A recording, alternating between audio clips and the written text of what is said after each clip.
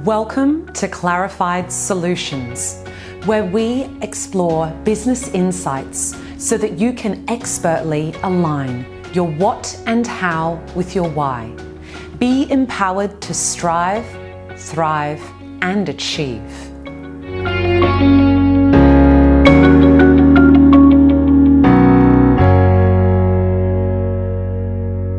This week, we will be exploring time management. And what an apt way to explore time management than using different tenses. So we're going to be discussing time management from the perspective of the past, the present, and the future, and what it is you hope to gain from these time management principles and areas that you can explore and deepen your knowledge so you can harness this most precious resource, time. None of us are granted more time than anyone else. In fact, we all have 24 hours in a day, irrespective of our level of income, of the place in which we live, of our particular beliefs, our background, our social standing. So, with this precious resource, do you believe that you currently leverage it to the greatest of your abilities? If not, why? What's holding you back? What's stopping you from stepping into the master of time? Mastering time is a skill that will be created over a lifetime. It's not something that you wake up with one morning and suddenly have discovered all the hints and tips you ever wish to learn. So when considering time, it's an excellent idea to learn how to use this resource most efficiently and effectively with qualified and expert coaches.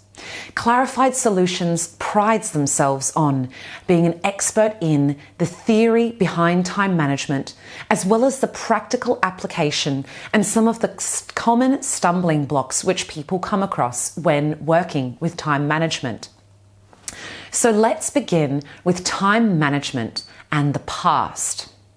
Okay, what are your specific building blocks for the theories of time management and the ways in which you have previously used your time? What have been some obstacles? What have been some successes?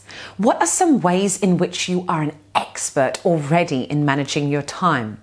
And what are some areas where you notice there's certainly room for improvement? So, for example, with your time, do you notice that there's a particular task where you, with grace and ease, are able to lean into that time management much more easily?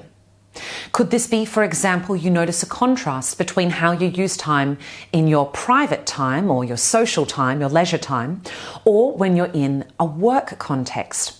Why would it be that you use your time to different effects in these spaces? For example, is it on the rationale that with your work time, you're on someone else's clock potentially, or actually your own if you are a sole trader, an entrepreneur, or someone that is the team leader for a large group of people or a business owner? So consider this, the way in which you use your time in the past. Then consider ways in which you can actually up-level this use of your time.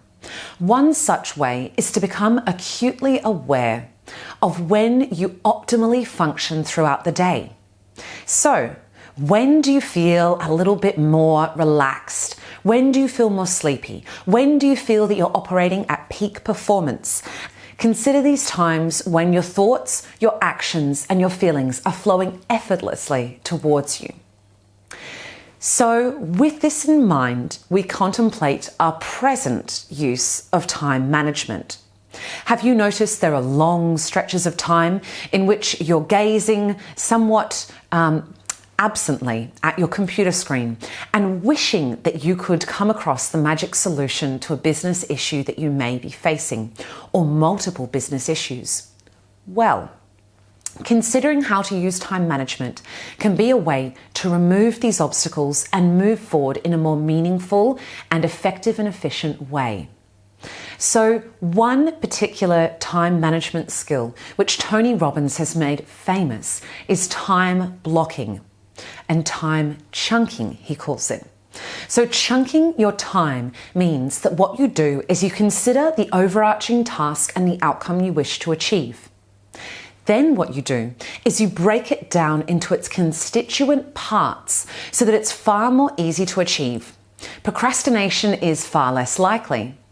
And you'll have a clear vision of what it is that you wish to achieve, over what time frame, and to what end.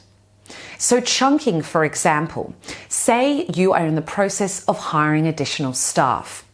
Well, first things first, you can consider what is the need for this staff member. What particular objectives would they have in their role? What are some of the logistical considerations for their role? Part-time, full-time, flexible hours? Will they need to travel? Is it a contract? Is it an ongoing position? What sort of remuneration do you think is conducive to the level of expertise, the level of responsibility, and also the industry that this particular role sits within and the standards within this industry for this type of role? So that is one chunk, or two or three chunks really within that.